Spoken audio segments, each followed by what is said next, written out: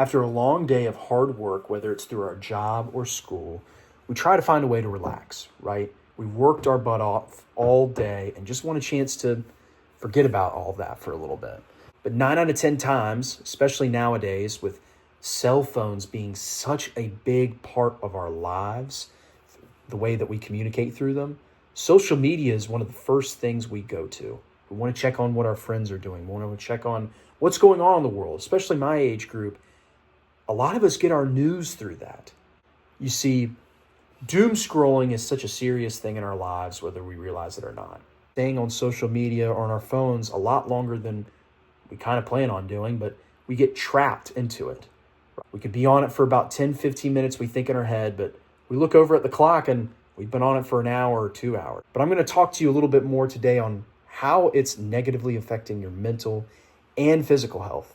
Doom scrolling has affected us health-wise, whether we realize it or not. You know, even though we use it in our everyday lives, everyday aspects, there's always overuse of our phones from what's going on in our lives. And the majority of the time, regardless of age, it adds a lot more stress. I mean, there's some triggering things out there for people. Have you even more exhausted from the eye straining and maybe your mind is still running wild through those different things. Identifying the problem was one of the biggest things I wanted to use in my system thinking.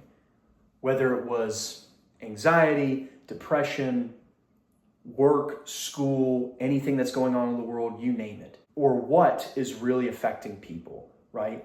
And one of the things that I wanted to try and use through that is creating a new method or a new filter to try and help remove those anxious and stressful things out of our lives. One of the biggest things that we have to do through this to try and get results is figure out who people are, right?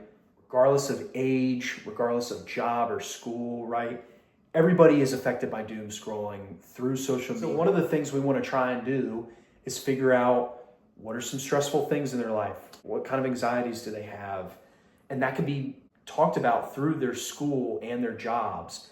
Most importantly, what we're able to do within this is we're able to see the screen time feature on these people's phones. We're able to see time specific of how and when people are using certain apps. We get to see maybe after 5 o'clock, people are going to be on their phone a little bit more and how long they're on it. Maybe it's right before they go to bed or right when they wake up, right? Hopefully figure out a way to maybe limit those times more often. We want to try and find some ways, most importantly, to try and remove these tendencies away from. One way that I want to try and help with that is an app. We're able to limit ourselves on certain apps, not texting or calling, the important things that we might need our phone for, but limiting ourselves on stuff like games, YouTube, social media, you name it, right? It's a way to help reduce stress, help us get us off of our phones, and most importantly, allow us to rest. Now, through this process, a design tool that I wanted to use is really help make people aware of the problem and how they're a part of it, right? And one way to help with that is just empower control to people within this, right? If it's something that's out of our hands, more than likely, we're not even going to worry about it. But if people are accountable and are serious about their health and want to try and dodge this act of doom scrolling, right? They'll be able to control it on their own. Being able to customize what apps they want to be limited on, what ways they can have control on their lives and make it somewhat healthier.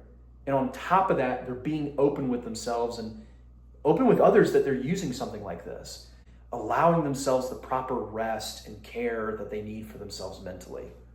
At the end of the day, I want to try and find efficient ways into limiting ourselves from doom scrolling, but most importantly, limiting ourselves on our phones. I feel like a lot of times nowadays we stay on our phones for way longer than we need to, and it adds to laziness and procrastination. So I'm hoping an app like this can help create healthier habits and tendencies while using our phones, but hopefully in other aspects of our lives as well.